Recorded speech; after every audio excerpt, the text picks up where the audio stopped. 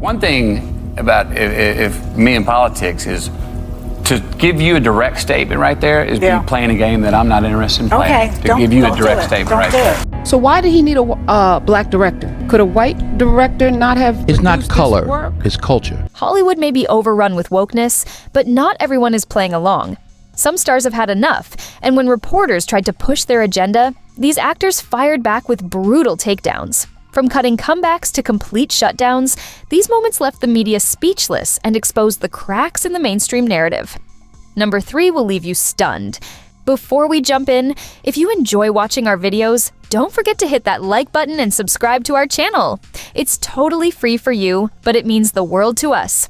A moment when Matthew McConaughey didn't hold back when Joy Behar tried to corner him with one of her classic loaded questions. She thought she had him trapped until he flipped the script and left her scrambling for a comeback. The tension was real, and the audience knew it. This wasn't just a disagreement, it was a full-blown takedown. Happy to be in his box, got to sit behind his parents, which was really awesome to see them when he brings them up and where they started. Isn't he an anti-vaxxer? I believe an anti-vaxxer? I believe so, yeah. I want to applaud you for being so outspoken against violence and gun violence in particular. And you're Texan, and you spoke so passionately at the White House last year in the wake of that shooting at Robb Elementary. In 2023, Matthew McConaughey sat down on The View to promote his children's book, but the conversation took a sharp turn.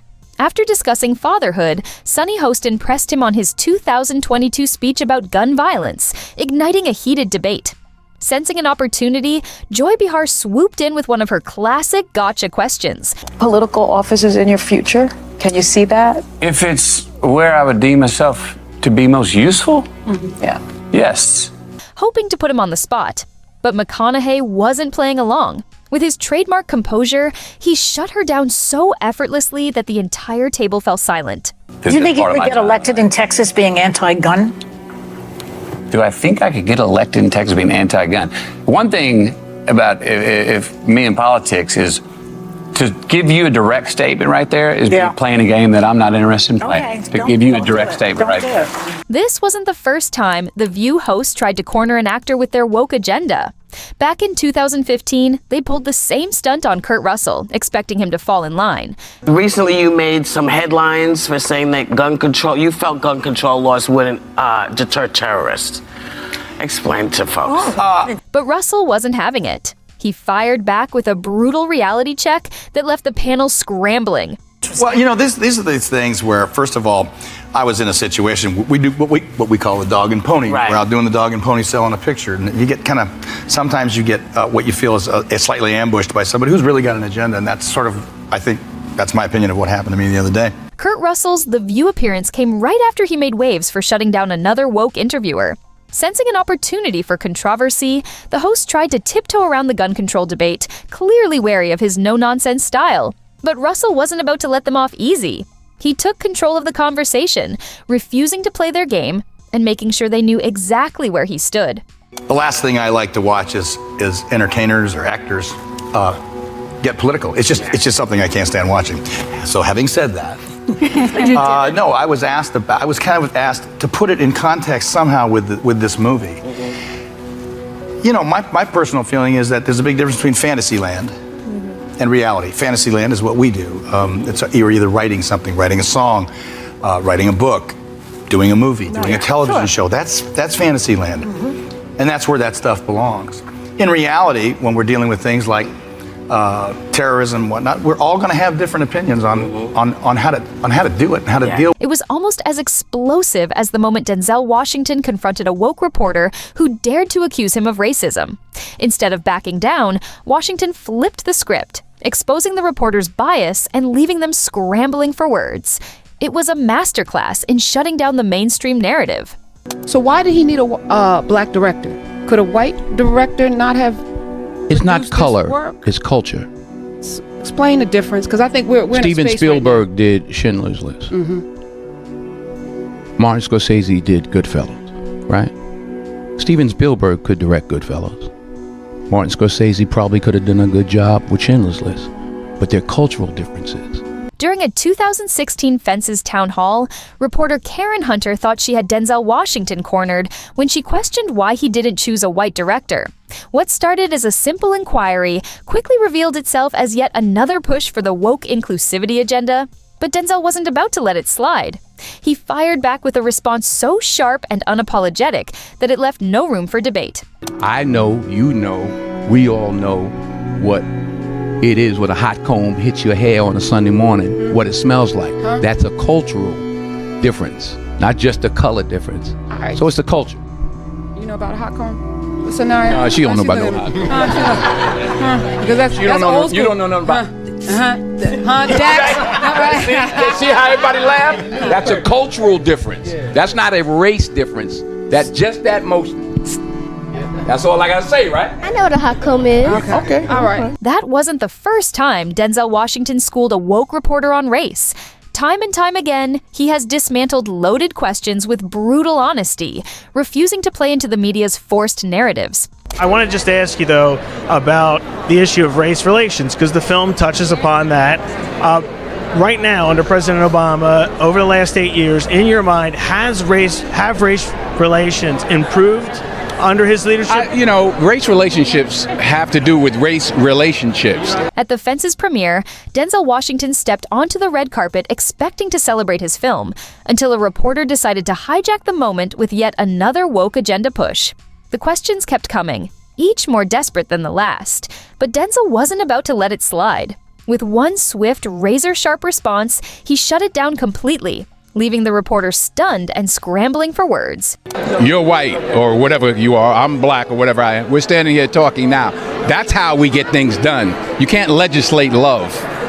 The President of the United States can't legislate us into liking each other. We have to step forward and ask questions about each other and engage. There's no law that says, because I'm president, you all got to get along now. So it's up to us. Woke activists never seem to get tired of playing the race card. But fortunately, Samuel L. Jackson has never been one to back down. Time and time again, he's been hit with the same tired, agenda-driven questions. There's been a lot of controversy surrounding the usage of the N-word in this movie. No, nobody, none. The word would be, I don't want to say it. And every single time, he shuts them down with his signature no-nonsense attitude. When reporters try to push their narrative, Jackson doesn't just respond. He obliterates their argument, leaving them scrambling for words. Why not? I don't like to say it. Have you ever said it? No, sir. Try it. I don't like to say it. Try it. Really? Seriously? We're not going to have this conversation unless you say it. During an interview for Django Unchained, Samuel L. Jackson wasted no time turning the tables on reporter Jake Hamilton. When Hamilton tried to stir controversy over the N-word, Jackson saw right through the act and called him out on the spot. With a bold challenge, he dared Hamilton to say the word himself. The reporter froze. You want to move on to another question? Okay, awesome. I don't want to say it. Come on. Will you say it? No, fuck no.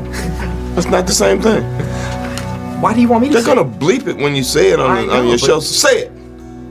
I can't say it. If I say it, this question, it won't make air. Okay, forget it. Okay, I'll skip it. Sorry, guys. It was a good question.